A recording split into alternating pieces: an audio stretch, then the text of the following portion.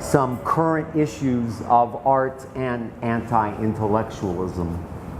I'm only focusing on the American environment, and my examples are, in terms of art, are mostly drawn from Los Angeles, which some of you know is, once again, in some difficulty about its institutions of art, and has a very checkered 35-year history in terms of turning itself into what's sometimes called one of the art capitals of the world. I am not criticizing the new art.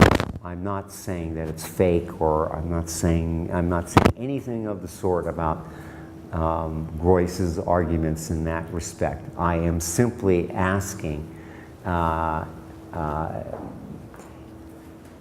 if the processes of censorship, anti-intellectualism, social management, institutional reproduction are in any way challenged by institutions saying or doing, showing, manifesting critical work. Okay? It's not, it's a question, all right? Really?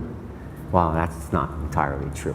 But it's mostly a question. It's 80% a question and 20% suspicion as to the answer I don't want to make literal. If repetition, according to Deleuze, means the inequality of events, inequality, their incommensurability, then this carries over to time as unequal. No one's destiny is the same. Instead of historicizing, then, contemporary art, instead of making putting documentary installation art together as a historical category and giving it a temporal authority, it's our art. It's the art of the now. It's the art that takes us into the understanding of our own historical situation. Some of it may well, I don't deny that. But instead of that, it might be more interesting to ask if intellectuals and artists can make selections and actions that risk our sense of temporality. In other words, my critique would be that arguments like Groys's are still relying upon a notion of historical continuity and haven't really thought to the issue of critical discontinuity. If we really follow through the idea that temporality is a series of unequal relations between time, action, subject, outcome, then to stress the inequality of temporality and events is to emphasize a feeling for producing events. Not for representing the world necessarily, but for making an event.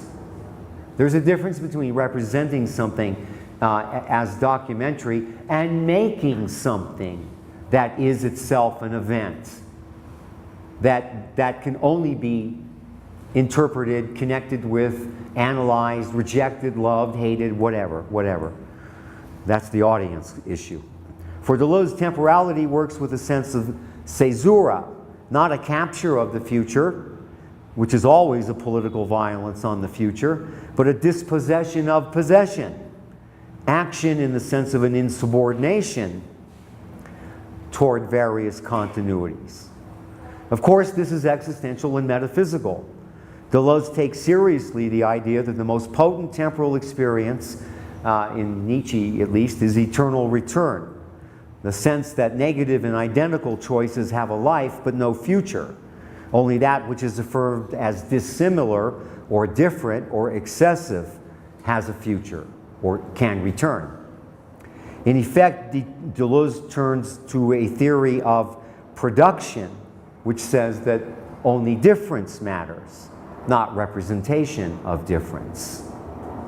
In other words, an active life produces differences, a representational life appropriates those differences, almost always in the name of some larger social, cultural continuity, like the great conversation I was referring to earlier.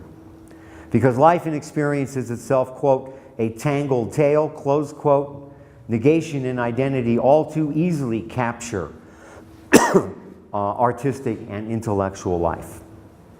Thus, a challenge for artists and intellectuals is how to draw upon a sense of excess or create anti-stories or to create a resistance to history, which at this point in contemporary, at least American society, might be well nigh impossible. Okay, that's it. Thank you. Good night. Bye-bye.